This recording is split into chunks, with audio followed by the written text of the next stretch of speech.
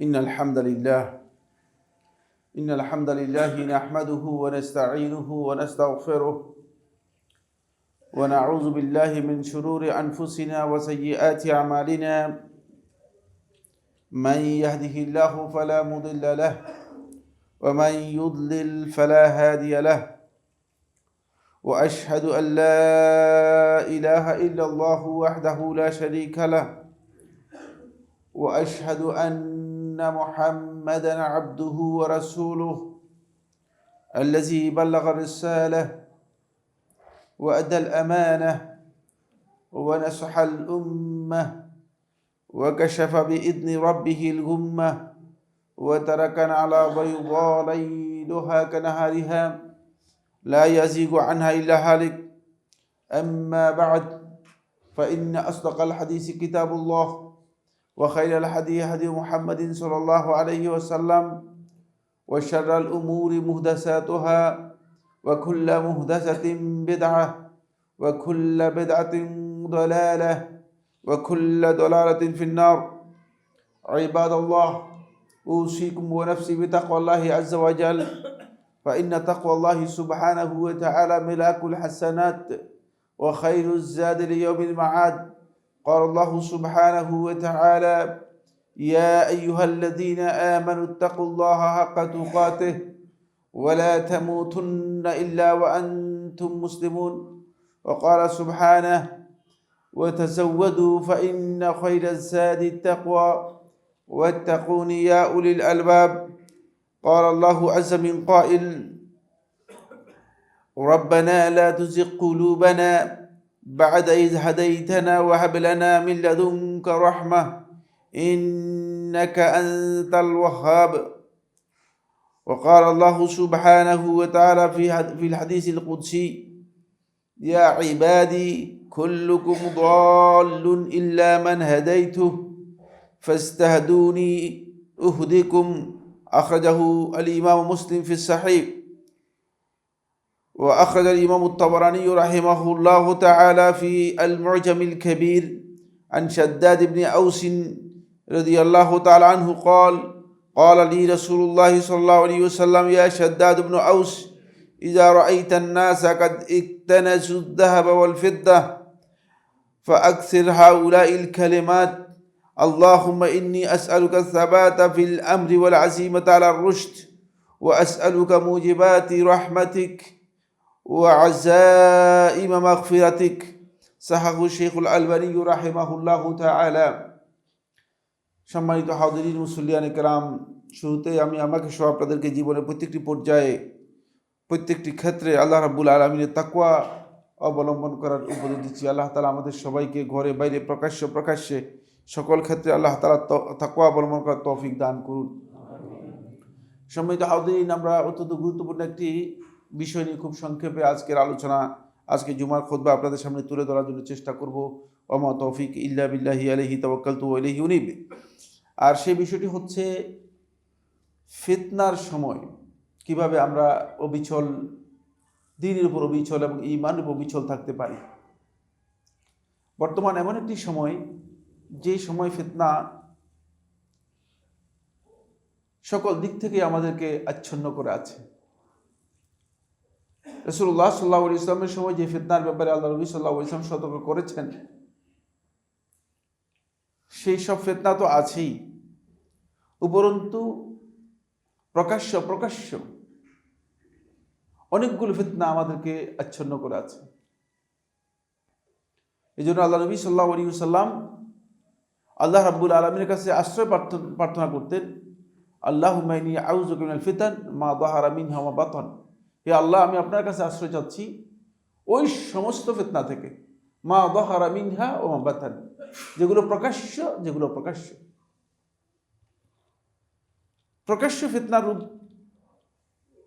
এটি হয়তো যাদের ইসলাম সম্পর্কে মৌলিক ধারণা আছে তারাও এটাকে আয়ত্ত করতে পারে, বুঝতে পারে এটা ফিতনা। তবে সাধারণ মানুষ খুব কমই বুঝতে পারে। তার কারণ হচ্ছে মানুষ ফিতনা সম্পর্কে যে কমন আইডিয়া, সে আইডিয়া মানুষের না থাকার কারণে প্রকাশ্য ফিতনা অনেকে বুঝতে পারে না, আর অপ্রকাশ্য ফিতনা শুধুমাত্র আলেমরা দেখতে পায়। এটা সাধারণ মানুষ এবং যারা ইসলাম সম্পর্কে কিছু জ্ঞান রাখেন কিন্তু ইসলামের গভীর জ্ঞান যাদের নেই, ইসলামের মৌলিক জ্ঞান যাদের নেই, তারা এই ফিতনা সম্পর্কে ওয়াকিফাল হতে পারেন না, এই ফিতনা সম্পর্কে জানতে পারেন না, যেগুলো গোপন ফিতনা রয়েছে।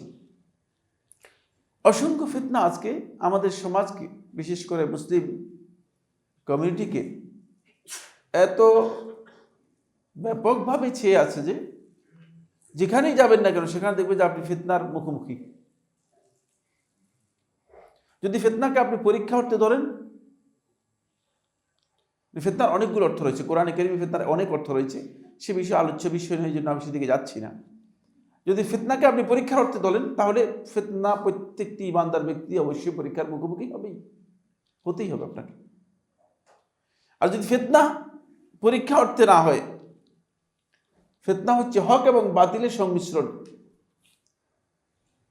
কোনটা হক কোনটা বাতিল এটা আপনি বের করতে পারছেন না। এই ধরনের যদি হক এবং বাতিলের সংমিশ্রণ এসে যায়, আপনি অনেক ক্ষেত্রেই বাতিল মনে করতেছেন, আবার হক হতে পারে, হক মনে করতেছেন সেটা বাতিল হতে পারে। এরকম একটা সংমিশ্রণ যখন এসে যায়, এটা হচ্ছে ভয়াবহ ফিতনা। আর সেটা যদি আকীদার ক্ষেত্রে হয় তাহলে একজন ব্যক্তি বেঈমান হয়ে যাওয়ার সম্ভাবনা রয়েছে। এই ফিতনা বোঝার জন্য একটা উদাহরণ দিচ্ছি। এই উদাহরণ কিন্তু এই জায়গায় এটা প্রযোজ্য নয়। সেই উদাহরণটা হচ্ছে যেমন আলী ইবনে আবি তালিব রাদিয়াল্লাহু তাআলা যখন খেলাফতের দায়িত্ব গ্রহণ করলেন, তিনি খলিফা হিসেবে বায়াত নিয়েছেন। তার বিপরীতে মুআবিয়া ইবনে আবি সুফিয়ান রাদিয়াল্লাহু তাআলা আনহু তিনি বললেন যে না, ওসমান রাদিয়াল্লাহুকে যারা হত্যা করেছে, হত্যাকারীদের বিচার হওয়া দরকার। বিচার না হলে তো খেলাফতের বায়াত করার কোনো সুযোগ নেই।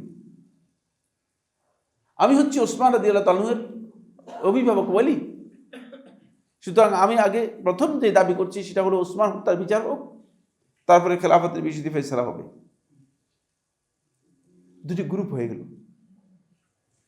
কোনটা হক কোনটা বাতিল বোঝা অনেক কঠিন, কারণ ওসমান রাদিয়াল্লাহু তাআলা আনহু কোরআন থেকে দলিল দিচ্ছেন, ওমান কুতিলা মাজলুমান ফাকাদ জাআলনা লিওয়ালিহি সুলতানান ফালা ইউসরিফ ফিল কতল। যে আমি হচ্ছি ওসমানের ওলি, সুতরাং আমাকে আল্লাহ তাআলা এই সুলতান দিয়েছেন, ক্ষমতা দিয়েছেন, কর্তৃত্ব দিয়েছেন, আমি দাবি করতে পারি যে ওসমান হত্যার বিচার হোক। আর আলী ইবনে আবি তালিব রাদিয়াল্লাহু কোরআন থেকে এবং হাদিস থেকে দলিল দিচ্ছেন যে আমি হচ্ছে খলিফা, সুতরাং আমার আনুগত্য করতে হবে।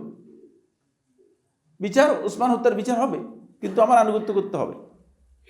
এই যে এটা এইখানে প্রযোজ্য নয়, কিন্তু এটা বোঝানোর জন্য বলছি যে এখানে হক অস্পষ্ট। যদি এ বিষয়ে অন্য লম্বা আলোচনা রয়েছে, অন্য বক্তব্য রয়েছে। যেখানে হক এবং বাতিল সংমিশ্রিত হয়ে যাবে, সেখানে ফিতনা আসলে সেই ফিতনাটুকু অত্যন্ত ভয়াবহ। সেখানে বেশিরভাগ লোকই বাহ্যিক চমক যেখানে আছে, বাহ্যিক চাকচিক্য যেখানে আছে, সেদিকে ধাবিত হয়। আবার কমন মানুষ যেখানে আছে সেদিকে ধাবিত হয়। মানুষ মনে করে যে এদিকে লোক বেশি, এদিকে চলে যাই। যেমন আপনাদেরকে যখন ভোট দেওয়ার কথা বলে যে আপনি জিজ্ঞেস করেন ভোট কার বেশি, সেদিকে ভোট দিবেন আর কি। এই ধরনের একটা টেন্ডেন্সি সেখানে কাজ করে, এই টেন্ডেন্সি কাজ করে। এটা হলো ফিতনা যদি এই ভয়াবহ অবস্থায় যায়, তখন ফিতনার এই অবস্থা হয়ে থাকে। আজকে বর্তমান এই প্রেক্ষাপটে সমসাময়িক কিছু মৌলিক ফিতনা মুসলমানদের মধ্যে বিদ্যমান করছে, যে ফিতনাগুলো অত্যন্ত ভয়ঙ্কর। তার মধ্যে এক নম্বর যে ফিতনা হচ্ছে সেটা হলো আল ইফতা বিলা ইলম বিলা উসুল। একদল আলেম, লেবাসদারি আলেম অথবা আলেমই ধরেন, ফতোয়া দিচ্ছে, বক্তব্য দিচ্ছে, আলোচনা করছে, না কোনো মূলনীতি আছে, না কোনো জ্ঞান আছে। এখন আপনি ফেসবুক, মিডিয়া ইত্যাদির মাধ্যমে যখন আপনার কাছে ইনফরমেশন যাচ্ছে, আপনি এখানে হয়তো পথভ্রষ্ট হয়ে যাবেন, অথবা আপনি একটা কনফিউশনের মধ্যে পড়ে যাবেন।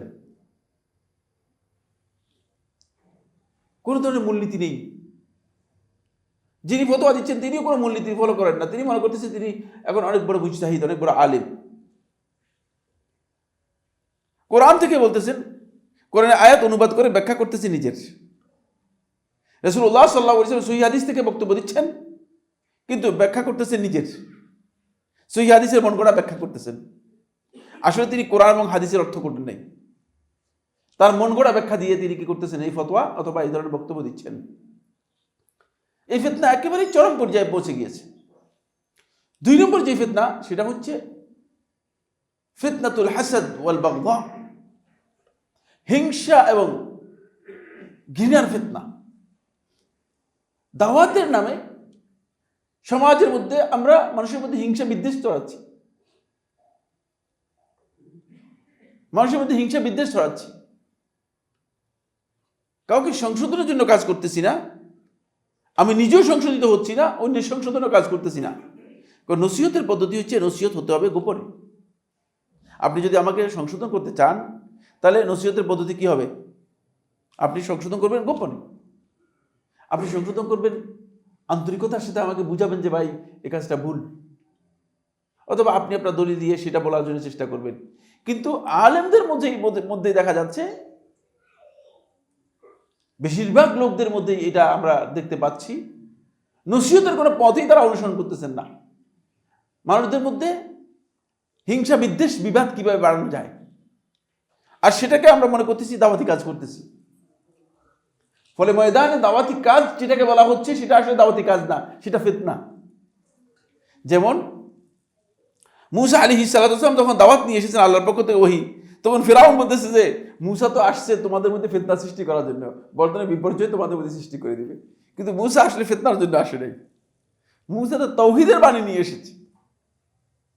এখন বর্তমানে আপনি দেখতে পাবেন, আমরা যখন মানুষদেরকে তাওহীদের কথা বলি, মানুষদেরকে আকীদা সংশোধনের কথা বলি, আমরা যখন মানুষদেরকে কোরআন এবং সুন্নাহর কথাগুলো বলি এবং মানুষদেরকে সহিহ আমলের কথা বলি, তখন একদল লোক বলে যে ভাই এগুলো না বললে চলে না, এগুলোর মাধ্যমে তো সমাজের মধ্যে ফিতনা তৈরি হয়ে যাচ্ছে।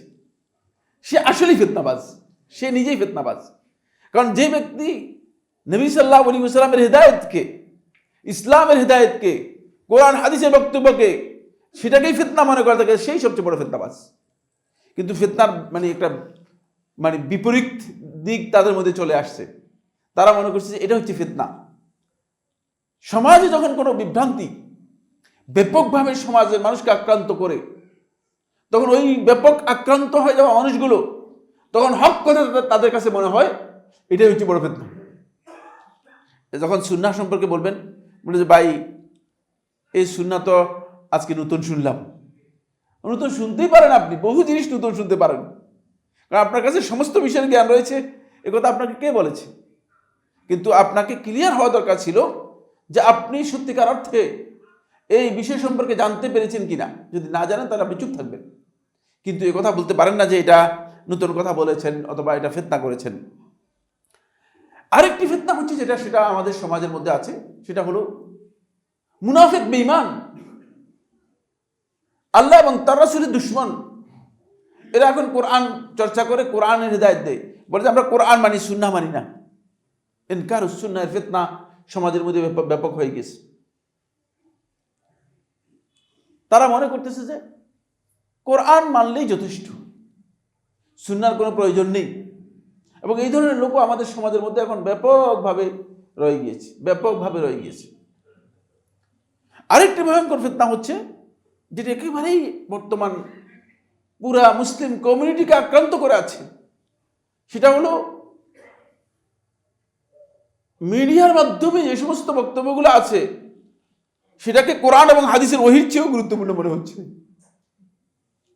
কিন্তু আপনি জানেন না যে আসলে মিডিয়া যে তিলকে তাল করে প্রচার করে, মিডিয়ার বেশিরভাগ বক্তব্য মিথ্যা। আপনার আমার উচিত ছিল যে সোশ্যাল মিডিয়াকে 90% মিথ্যা ধরে তারপরে কি করতে হবে, ক্যালকুলেট করবেন। প্রিন্টিং মিডিয়া সহ স্যাটেলাইট মিডিয়া যেগুলো আছে সেগুলোকে 90 থেকে 95% মিথ্যা ধরে তারপরে ক্যালকুলেট করবেন। এগুলো আমাদের কাজ না। কিন্তু প্রত্যেকটা মানুষই একটা খবর আসার পরেই চিন্তা না করে, গবেষণা না করে সেটাকে শেয়ার করে দিচ্ছেন আর প্রচার করে দিচ্ছেন। এটা কিন্তু ভয়ঙ্কর ধরনের ফিতনা। আর ফিতনার এই মানে অংশীদার অথবা ফিতনার মধ্যে আপনিও একজন পার্টনার হিসেবে কাজ করতেছেন। আপনার এই বিবেচনা নেই যে আপনি পার্টনার হয়ে যাচ্ছেন ফিতনার। এই যে ফিতনাগুলো আজকে আছে, এই ফিতনাগুলো থেকে বাঁচতে হলে আমার বন্ধুগণ আমাদেরকে প্রথমে উপলব্ধি করতে হবে যে আল্লাহ সুবহানাহু ওয়া তাআলা ইসলামের যে নিয়ামত দিয়েছেন সেটা অনেক বড় নিয়ামত। শয়তান লাআনাতুল্লাহি আলাইহি তার কাজই হচ্ছে আপনার কাছ থেকে এই নিয়ামতটুকু ছিনিয়ে নেবে। এই জন্য সে এই কৌশলগুলো আমাদের মধ্যে ব্যাপকভাবে এগুলো আমাদের মধ্যে পুশ করছে অথবা আমাদের মধ্যে এগুলো ঢুকিয়ে দিচ্ছে। আল্লাহ সুবহানাহু ওয়া তাআলা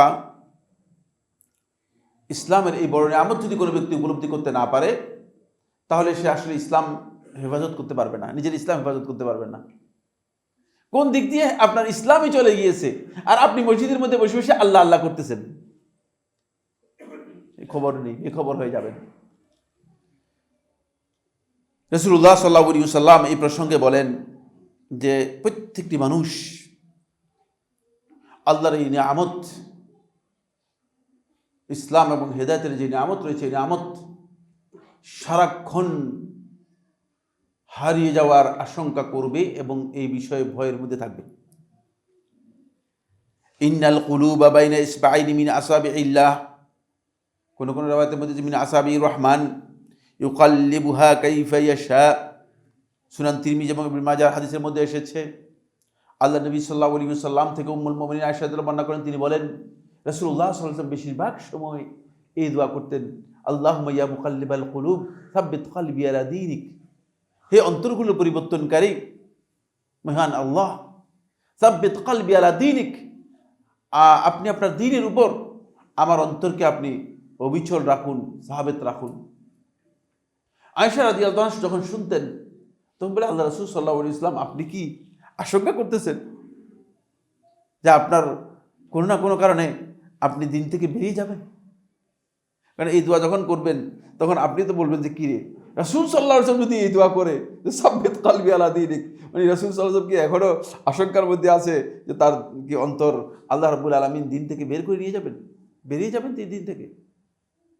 এটা উম্মুল মুমিনিন আয়েশা রাদিয়াল্লাহু আনহা প্রশ্ন করলেন যে আল্লাহ রাসূল সাল্লাল্লাহু আলাইহি ওয়াসাল্লাম কি আপনি যে দোয়া করতেছেন, এই দোয়া থেকে আপনি কি এখন আশঙ্কা করতেছেন যে আল্লাহ সুবহানাহু ওয়া তাআলা আপনাকে এই দিন দেওয়ার পরে, দিনের নিয়ামত দেওয়ার পরে, যে নিয়ামত আপনি গোটা বিশ্ববাসীর জন্য নিয়ে এসেছেন, আবার আল্লাহ রাব্বুল আলামিন আপনাকে পরিবর্তন করে দিবেন, আপনি দিন থেকে সরে যাবেন? তখন রাসূলুল্লাহ সাল্লাল্লাহু আলাইহি ওয়াসাল্লাম বললেন, ইন্নাল কুলুবা বাইনা ইসবাইনি মিন আসাবির রহমান, রহমানের আঙ্গুলগুলোর, দুই আঙ্গুলের মাঝে তোমাদের সমস্ত ঈমানদার ব্যক্তিদের অন্তর রয়েছে। ইউকাল্লিবুহা কাইফা ইয়াশা, তিনি যেভাবে ইচ্ছা করেন সেভাবে এগুলোকে পরিবর্তন করেন। কি মনে করলেন? আল্লাহ নবী সাল্লাল্লাহু আলাইহি ওয়াসাল্লাম এই ভয় পাচ্ছিলেন, আর আমাদের ভয় নেই, আমরা হচ্ছি নির্ভীক, নিশ্চিন্ত। যে ব্যক্তি ঈমানের ব্যাপারে, আকীদার ব্যাপারে, হিদায়াতের ব্যাপারে এই নিশ্চিন্ত হয়ে যাবে, শয়তান তার কাছে কাজ করাটা খুবই সহজ। শয়তান তার মধ্যে কাজ করতে কোনো ধরনের বাধা পাবে না, এই বিষয়টি আমাদেরকে বুঝতে হবে। ফলে আল্লাহ রাসূল সাল্লাল্লাহু আলাইহি ওয়াসাল্লাম এই দোয়া করতেন এবং এইভাবে থাকতেন। আপনি দেখেন আল্লাহ সুবহানাহু ওয়া তাআলা সূরা আলে ইমরানের ৮ নম্বর আয়াতের মধ্যে তাদের কথা বলতেছেন, আর রাসিখুনা ফিল ইলম, এদের পরিচয় করে দিচ্ছেন এবং এদের বৈশিষ্ট্য বর্ণনা করতেছেন। রাসিখুনা ফিল ইলম হচ্ছে যারা ইলমের গভীরে বুঝতে পেরেছে, যে বিষয়গুলো আল্লাহ রাব্বুল আলামিন কোরআনে কারীমের মধ্যে আল্লাহ সুবহানাহু ওয়া তাআলা উজ্জ্বল রেখেছেন, স্পষ্ট করে বলেন নাই, সেই বিষয়গুলো যারা জ্ঞানের ভিত্তিতে অর্জন করতে পারে, জানতে পারে, এরা হচ্ছে রাসিখুনা ফিল ইলম। তাদের দোয়ার মধ্যে আল্লাহ তাআলা বলছেন, তাদের বক্তব্য হচ্ছে তারা যখন ঈমানের এই মৌলিক বিষয়গুলো যখন আসে তখন তারা বলে, রাব্বানা লা তুযিগ কুলুবানা বা'দা ইয হাদাইতানা, হে আমাদের রব, আমাদের অন্তরকে আপনি বক্র করে দিবেন না, বা'দা ইয হাদাইতানা, হেদায়েত দেওয়ার পরে, আমাদেরকে হেদায়েত দেওয়ার পরে আপনি আমাদের অন্তরগুলোকে বক্র করে দেবেন না, বাঁকা করে দেবেন না। দেখেন, ওয়াহাব লানা মিন লাদুনকা রাহমা, আর আপনার পক্ষ থেকে আমাদের জন্য রহমত আপনি দিন, ইন্নাকা আনতাল ওয়াহাব, কারণ আপনি হচ্ছেন দয়াময় দানকারী। এখান থেকে বোঝা যাচ্ছে যে যারা রাসিখুনা ফিল ইলম, যারা ইলমের গভীরে পৌঁছতে পেরেছে, কোরআন সাক্ষী দিচ্ছে, তারাও হেদায়েতের পরে পথভ্রষ্ট হওয়ার আশঙ্কা নিজেদের উপর করবে এবং করছে, আর আল্লাহ তাআলা তাদেরকে দোয়া শিক্ষা দিচ্ছেন। সুতরাং বিষয়টা যদি সহজ হতো তাহলে এইভাবে আল্লাহ সুবহানাহু ওয়া তাআলা শিখাইতেন না। ফলে প্রত্যেকটি মুসলমান ব্যক্তিকে আল্লাহ সুবহানাহু ওয়া তাআলা নির্দেশ দিয়েছেন, বরং প্রত্যেকটি মুসলমান ব্যক্তিকে প্রতিদিন অন্ততপক্ষে ফরজ সালাতের মধ্যে দোয়া করা ফরজ করে দিয়েছেন। সূরা বাকারার সূরা ফাতিহার 6 নম্বর আয়াতের মধ্যে আল্লাহ সুবহানাহু ওয়া তাআলা বলেছেন, ইহদিনাস সিরাতাল মুস্তাকিম, আপনি দোয়া করবেন যে আমাদেরকে সিরাতুল মুস্তাকিম দেখান। আমি দোয়া করব সালাতের মধ্যে, কারণ আপনি তো হিদায়াতের উপর আছেনই, আপনি তো ইসলামের উপর আছেনই, তারপরে আপনি কেন দোয়া করতেছেন? এর কারণ হচ্ছে আপনার এই আশঙ্কা আছে যে আপনি যে কোনো মুহূর্তে হয়তো শয়তানের খপ্পরে পড়ে যেতে পারেন এবং ফিতনায় পড়ে গিয়ে আপনি হক এবং বাতিল এর মধ্যে পার্থক্য না করতে পেরে আপনি বাতিলের সাথে মিশে যেতে পারেন, অথবা বাতিল আপনার অন্তর্মধ্যে প্রবেশ করে যেতে পারে। এই কারণে আপনি দোয়া করবেন আল্লাহ রাব্বুল আলামিনের কাছে। ফলে সহিহ মুসলিমের হাদিসে কুদসির মধ্যে এসেছে, আল্লাহ সুবহানাহু ওয়া তাআলা বলতেছেন, ইয়া ইবাদি, হে আমার বান্দারা, কুল্লুকুম দাল্লুন, তোমাদের প্রত্যেকেই পথভ্রষ্ট, ইল্লা মান হাদাইতুহু, কেবল আমি যাকে হেদায়েত দিয়েছি সে ছাড়া। যদি হেদায়েত আল্লাহর পক্ষ থেকে বরাদ্দ থাকে তাহলে আপনি পথভ্রষ্ট থেকে বাঁচতে পারবেন, বিভ্রান্তি থেকে বাঁচতে পারবেন। এটা আল্লাহ রাব্বুল আলামিন হাদিসে কুদসির মধ্যে বলতেছেন, কুল্লুকুম দাল্লুন, তোমরা সবাই পথভ্রষ্ট, ইল্লা মান হাদাইতু, যাকে হেদায়েত দিয়েছে সে ছাড়া। তারপর আল্লাহ সুবহানাহু ওয়া তাআলা বলেন, ফাস্তাহদুনি আহদিকুম, সুতরাং তোমরা আমার কাছে সব সময় হেদায়েত চাইবে, তাহলে আহদিকুম, আমি তোমাদেরকে হেদায়েত দেব। আল্লাহ রাব্বুল আলামিন বলছেন, আমি তোমাদেরকে হেদায়েত দেব। সহিহ মুসলিমের আয়াতের মধ্যে এসেছে। বন্ধুগণ, এখান থেকে বোঝা যায় যে হেদায়েত এবং ইসলামের এই নিয়ামত আল্লাহ তাআলার কাছে অনেক বড় নিয়ামত, কিন্তু ফিতনার এই গভীর ষড়যন্ত্রের কারণে অথবা গভীর ফিতনার কারণে, যেই ফিতনার কারণে মানুষ সকালবেলায় ইমানদার ছিল, সন্ধ্যাবেলায় কাফের হয়ে যাবে, বিকালবেলায় ইমানদার ছিল, সকালবেলায় সে কাফের হয়ে যাবে। এই ভয়ঙ্কর ফিতনা যখন মানুষের সামনে আসবে তখন মানুষগুলো বুঝতে পারবে না কিভাবে সে ইমান থেকে বেরিয়ে যাচ্ছে। এই অবস্থায় একজন ব্যক্তি ইমানের উপর অবিচল থাকার জন্য তার যে মৌলিক করণীয় রয়েছে সেই করণীয় সম্পর্কে কয়েকটি কথা আলোচনা করব। প্রথম পয়েন্ট যেটি, সেটা হলো কিছু কাজ আছে যেগুলো আপনাকে ফিতনার মধ্যে দ্বীনের উপর অবিচল থাকার জন্য ঈমান এবং ইয়াকিন আপনার বৃদ্ধি করবে। আপনার ঈমান যদি ঠিক না থাকে, ইয়াকিন যদি ঠিক না থাকে, তাহলে আপনি কনফিউশনের মধ্যে থাকবেনই।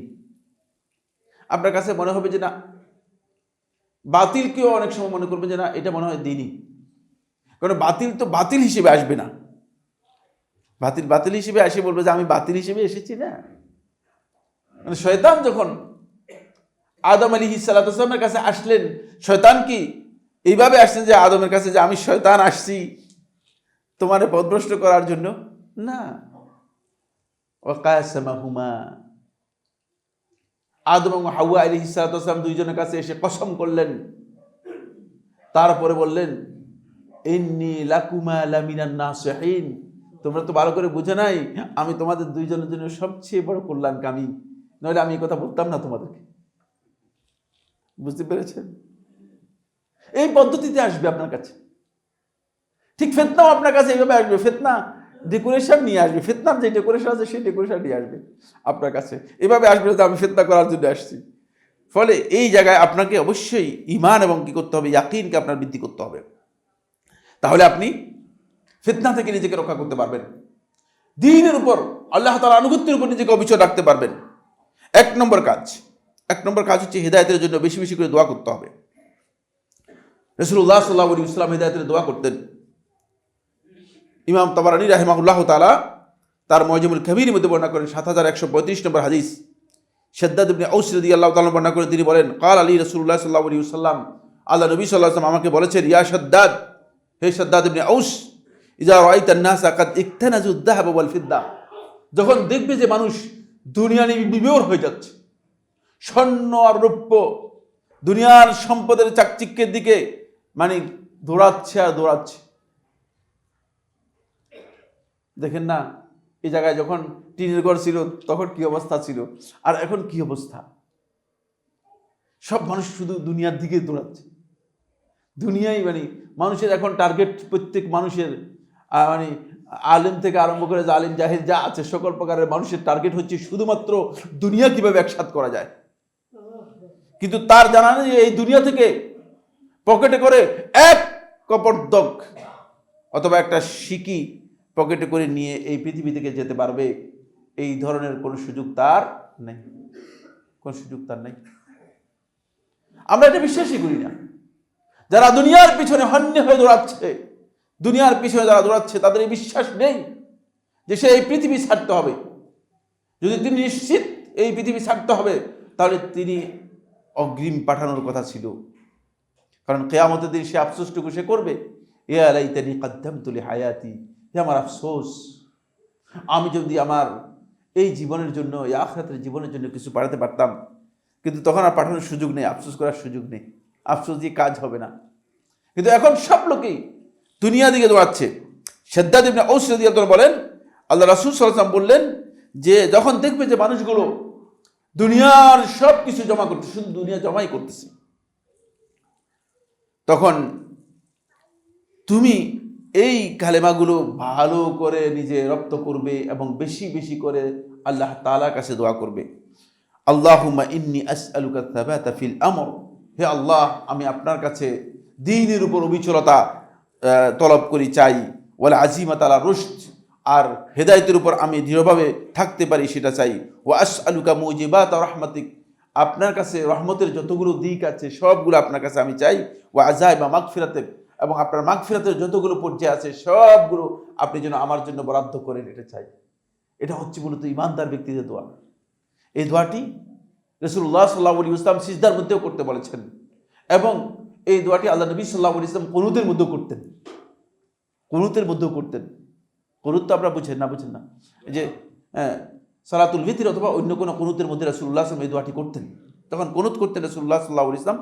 কুনুত হচ্ছে দোয়া, কুনুত হচ্ছে দোয়া, মানে কুনুতের মধ্যে রাসূলুল্লাহ সাল্লাল্লাহু আলাইহি ওয়াসাল্লাম এই দোয়াটি কি করতেন, কারণ এটা অত্যন্ত গুরুত্বপূর্ণ একটি দোয়া, যার মাধ্যমে একজন ব্যক্তি তার দ্বীনের উপর অবিচল থাকার বিষয়টি তিনি আল্লাহ রাব্বুল আলামিনের কাছে চাইবেন, হেদায়েত তলব করবেন। 2 নম্বর পয়েন্ট যেটি সেটা হলো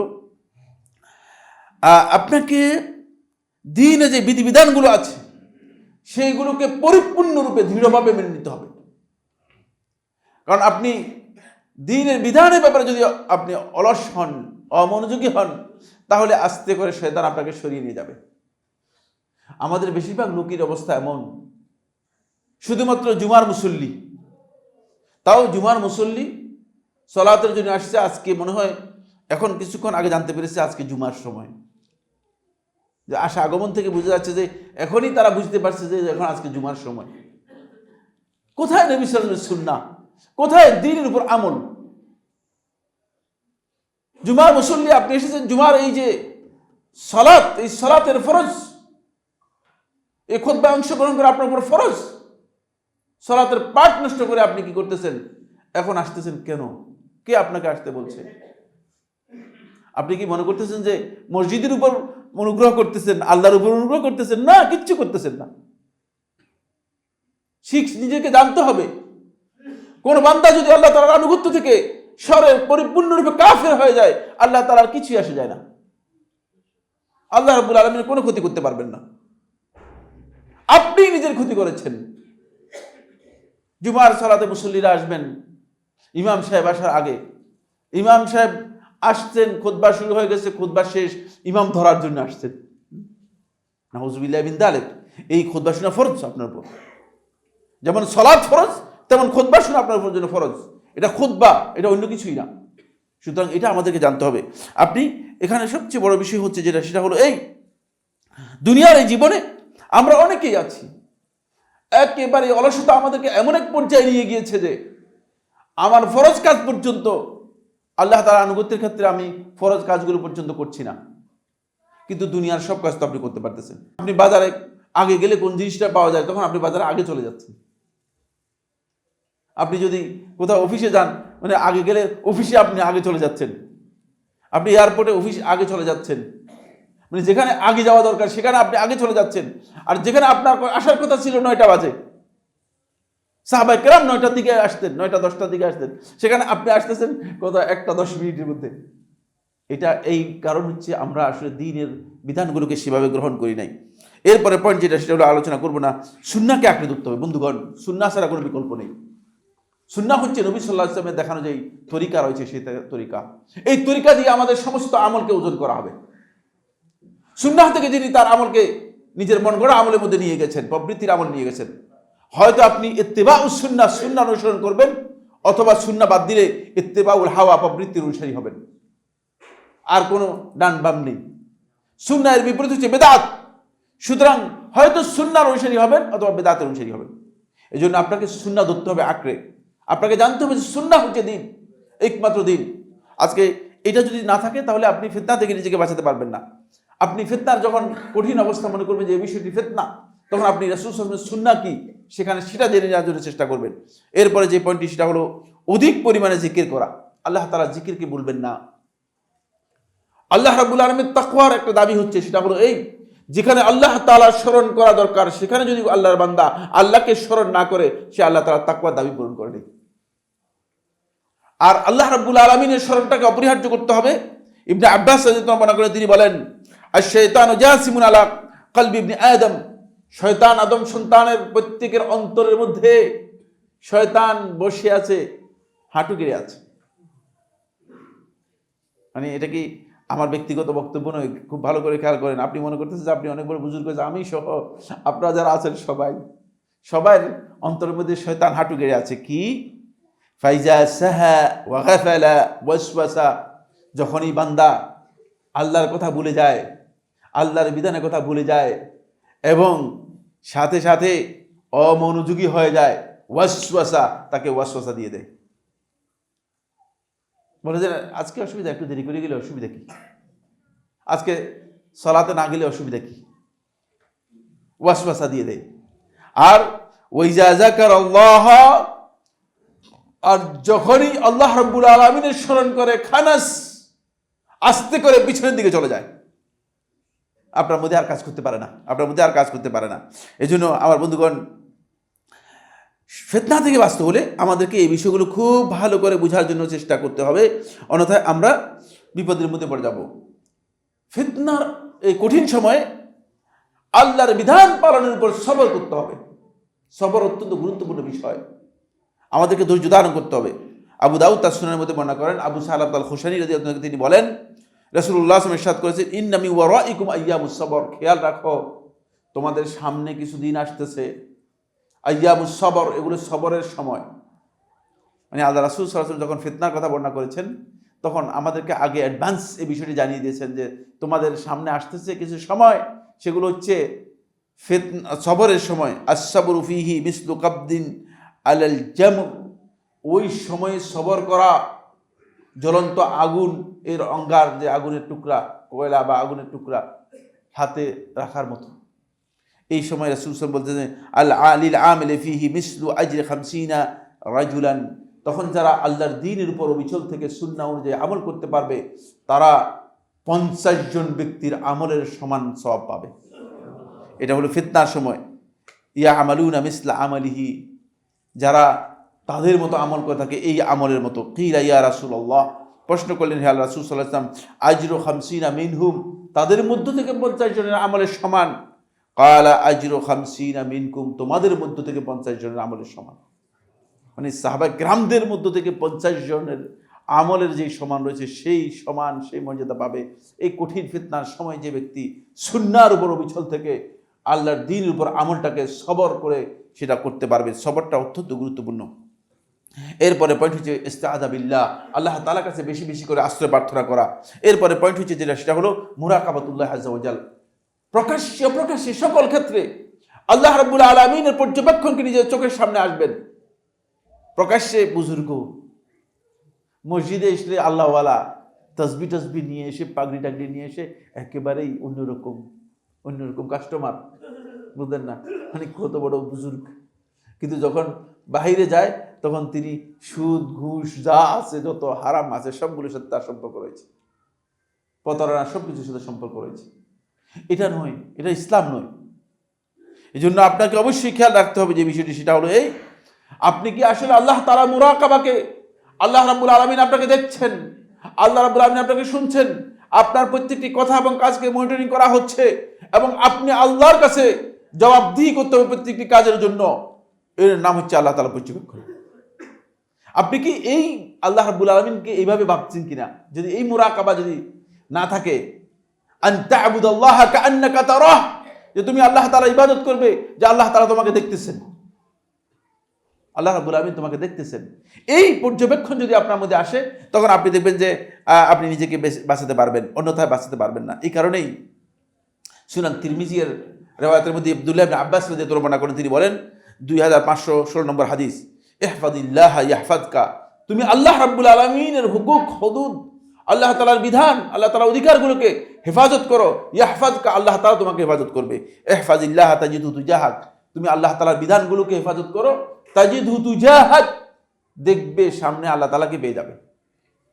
সামনে যাচ্ছেন, দেখবেন যে আল্লাহ তাআলাকে পেয়ে যাবে। আল্লাহ তাআলাকে পেয়ে যাবে মানে কি? আল্লাহ আসে আপনার সাথে কথা বলবে, ব্যাপারটা এমন নয়। আপনি জায়গায় জায়গায় দেখবেন যে আল্লাহর সাহায্য, আল্লাহ রাব্বুল আলামিন যেভাবে আপনি চাচ্ছেন সেভাবে আল্লাহর পক্ষ থেকে সেই কাজটি আপনার জন্য সহজ করে দেবেন, সহজ করে দেবেন। এটা অবশ্যই আল্লাহ সুবহানাহু ওয়া তাআলা করে দেবেন। এরপরে যে পয়েন্টটি, সেটা হলো বন্ধুগণ খুবই গুরুত্বপূর্ণ পয়েন্ট, সেটা হলো মুসাহাবাতুস সালিহিন মিনাল মুমিনিন, মুমিনদের মধ্য থেকে সৎকর্মশীলদের সঙ্গী হবেন, সাথী হবেন। যারা ফিতনার মধ্যে নিবঞ্চিত তাদের সাথী হয়ে গেলে চলবে না। আপনি আগে খেয়াল রাখবেন যে এখানে কারা আছে, এই দলে কারা আছে, এই গ্রুপে কারা আছে, এই বক্তব্য কারা দিচ্ছে। যদি আপনি কনফার্ম হন যে না এরাই হকের উপর প্রতিষ্ঠিত, কারণ এরাই কোরআন এবং সুন্নাহর ভিত্তিতে বক্তব্য দেয়, তাহলে তাদের আপনি সাহায্য হতে পারবেন। কারণ তারা আপনাকে জাহান্নামের দিকে ডাকবে না, তারা হেদায়েতের দিকে আপনাকে নিয়ে যাবে, তারা হেদায়েতের পথেই আপনাকে সহযোগিতা করবে। এর উপর অবিচল থাকার জন্য আরেকটি গুরুত্বপূর্ণ কাজ হচ্ছে যেটি, সেটা হলো আপনাকে অবশ্যই ফিতনা থেকে সরিয়ে থাকার জন্য চেষ্টা করতে হবে। বন্ধুগণ খেয়াল রাখতে হবে যে ফিতনা যদি দেখেন, ঘরে বসে থাকেন। মান নাজাতু ইয়া রাসূলুল্লাহ, উকবা ইবনে আমির রাদিয়াল্লাহু বর্ণনা করে তিনি বলেন, আমি প্রশ্ন করলাম হে আল্লাহর রাসূল সাল্লাল্লাহু আলাইহি ওয়াসাল্লাম, মান নাজাত, নাজাত কিসের মধ্যে রয়েছে, পরিত্রাণ মুক্তি কিসের মধ্যে রয়েছে? কাল, তখন রাসূলুল্লাহ সাল্লাল্লাহু আলাইহি ওয়াসাল্লাম বললেন, নাজাত হচ্ছে যে লিয়াসা আকাবাইতুক, তুমি তোমার ঘর যেন থাকতে পারো, ঘরের মধ্যে থাকবে, ঘর থেকে বাইরে হবে না, ঘরের মধ্যে বাইরে, ঘর থেকে বাইরে হবে না। ও আমসিক আলাইকা লিসানাক, নিজের জিহ্বাটাকে নিজে হেফাজত করবে, যেখানে কথা বলার দরকার নেই সেখানে কথা বলবেন না। কিন্তু আমরা তো মনে করি যে কথা বলাটা বাহাদুরি, কথা বলাটা হচ্ছে আমার মানে নিজে বড় জ্ঞানী বোঝানোর জন্য। না, কথা না বলাটা হচ্ছে বাহাদুরি। যিনি কথা বলতে বলেন না, চুপ রয়েছেন, তিনি নিজে মুক্তিও লাভ করতে পেরেছেন, নিজের ক্ষতি থেকে নিজেকে বাঁচাতে পেরেছেন। এজন্য আপনি যেখানে কথা বলার দরকার নেই সেখানে কথা না বলাটা আপনার জন্য বাহাদুরি, এবং সেটা আপনার বড়ত্বের পরিচয়। মানে অনেক লোক আছে যে এটা বুঝেন না, মনে করেন যে কথা বলতে পারলেই হয়ে গেল। না, আপনি আপনার লিসানটাকে কি করবেন, হেফাজত করবেন।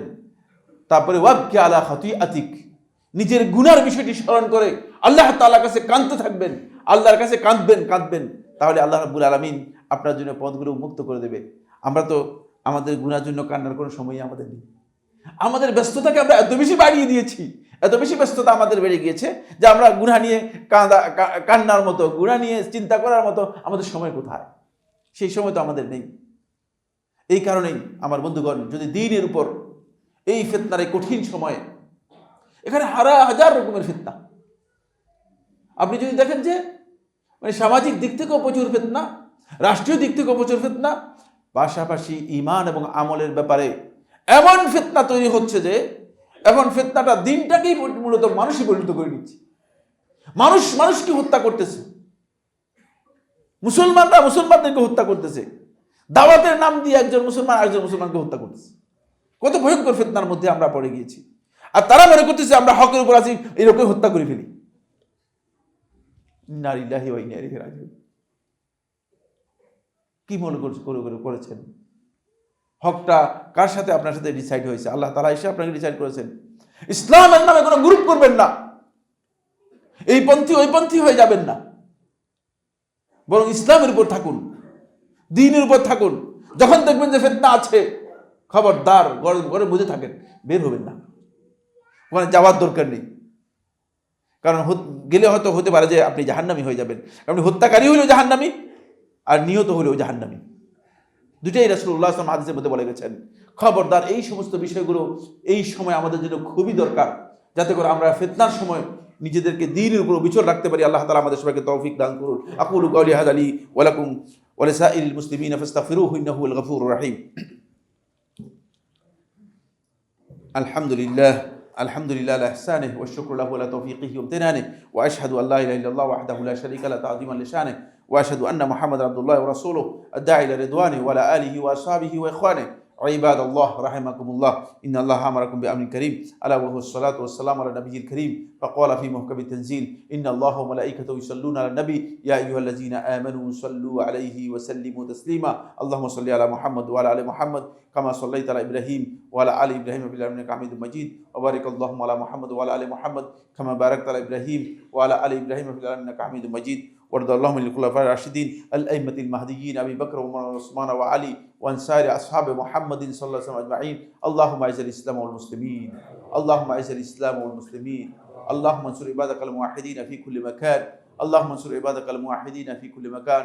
রব্বুল আলামিন মুসলিম উম্মাহ একটা কঠিন সময় অতিক্রম করছে। পৃথিবীর অনেকগুলো ভূখণ্ডে মুসলমানদের উপর নির্মমভাবে জুলম অত্যাচার নেমে এসেছে। মেহেরবানি করে আপনি তাদেরকে সাহায্য করুন রব্বুল আলামিন। রব্বুল আলামিন মুসলমানদের ভুল ত্রুটিগুলো ক্ষমা করে দিন। মুসলমানদের অপরাধের কারণে, অন্যায়ের কারণেই আপনি তাদেরকে শাস্তি দিচ্ছেন রব্বুল আলামিন। রব্বুল আলামিন মেহেরবানি করে তাদেরকে ক্ষমা করে দিন রব্বুল আলামিন। রব্বুল আলামিন আমাদের উপর আপনার রহমত নাযিল করুন। মেহেরবানি করে আমাদের দেশটাকে হেফাজত করুন। আমাদের দেশের বিরুদ্ধে যে গভীর ষড়যন্ত্র আছে, সেই ষড়যন্ত্রগুলো রব্বুল আলামিন নস্যাৎ করে দিন রব্বুল আলামিন। এখানে অনেক মানুষ রয়েছে, যদিও তারা মুসলিম, ইসলাম সম্পর্কে জানে না, কিন্তু মুসলিম তারা, ইসলামের জ্ঞান তাদের নেই, হয়তো ইসলামের আমল তাদের নেই, কিন্তু তারা মুসলিম। রব্বুল আলামিন তোমাকে স্বীকার করে রব্বুল আলামিন, তোমার দ্বীনকে তারা স্বীকার করে, কোরআন এবং হাদিসকে তারা স্বীকার করে রব্বুল আলামিন বিশেষভাবে তাদের উপর রহমত নাযিল করুন রব্বুল আলামিন। রব্বুল আলামিন আমাদের সবাইকে সুস্থতা দান করুন। আমাদের মধ্যে যারা বিপদগ্রস্ত, ঋণগ্রস্ত, অভাবগ্রস্ত, সংকটাপন্ন রয়েছে, তাদের বিপদ, ঋণ, সংকট দূর করে দিন। আপনারা সবাই আমাদের কমপ্লেক্সের জন্য দান করে যাবেন, এবং এই কমপ্লেক্সের প্রয়োজনীয় যে খরচ রয়েছে, সেই খরচ আমাদেরকে মেটানোর জন্য যথেষ্ট হিমশিম খেতে হচ্ছে।